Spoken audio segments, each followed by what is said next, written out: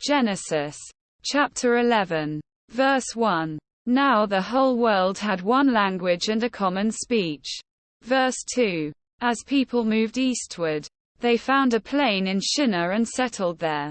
As people moved eastward, they found a plain in Shinar and settled there. Verse 3. They said to each other, "Come, let's make bricks and bake them thoroughly." They used brick instead of stone, and tar for mortar. Verse 4. Then they said, "Come, let us build ourselves a city, with a tower that reaches to the heavens, so that we may make a name for ourselves. Otherwise we will be scattered over the face of the whole earth." Verse 5. But the Lord came down to see the city and the tower the people were building. Verse 6. The Lord said, "If as one people speaking the same language they have begun to do this, then nothing they plan to do will be impossible for them." Verse 7. Come, let us go down and confuse their language so they will not understand each other. Verse 8. So the Lord scattered them from there over all the earth, and they stopped building the city. Verse 9. That is why it was called Babel, because there the Lord confused the language of the whole world. From there the Lord scattered them over the face of the whole earth. Verse 10. This is the account of Shem's family line. 2 years after the flood, when Shem was 100 years old, he became the father of Arphaxad. Verse 11. And after he became the father of Arphaxad, Shem lived 500 years and had other sons and daughters. Verse 12. When Arphaxad had lived 35 years, he became the father of Shelah. Verse 13. And after he became the father of Shelah, Arphaxad lived 403 years and had other sons and daughters. Verse 14. When Shelah had lived 30 years, he became the father of Eber. Verse 15. And after he became the father of Eber, Shelah lived 403 years and had other sons and daughters. Verse 16. When Eber had lived 34 years, he became the father of Peleg.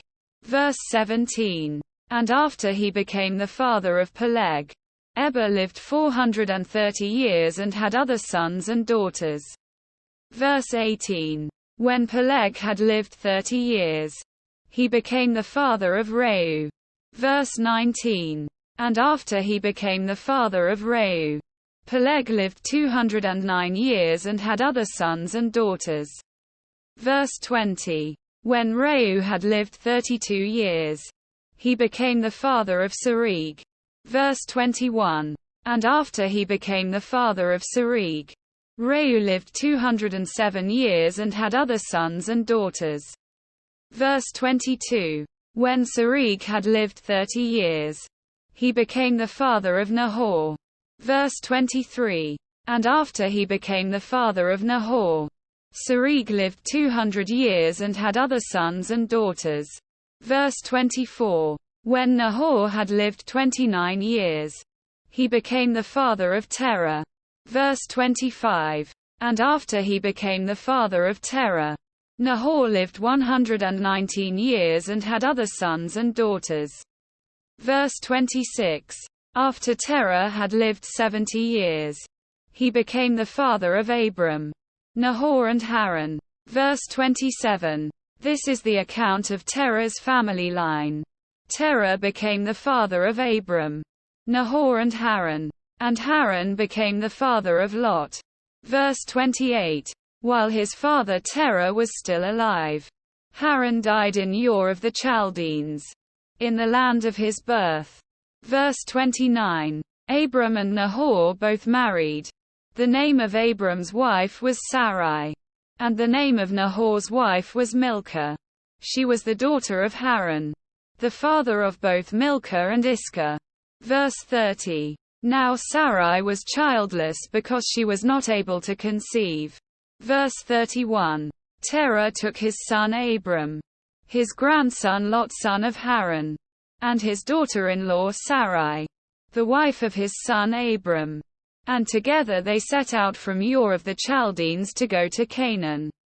But when they came to Haran, they settled there. Verse 32. Terah lived 205 years. And he died in Haran.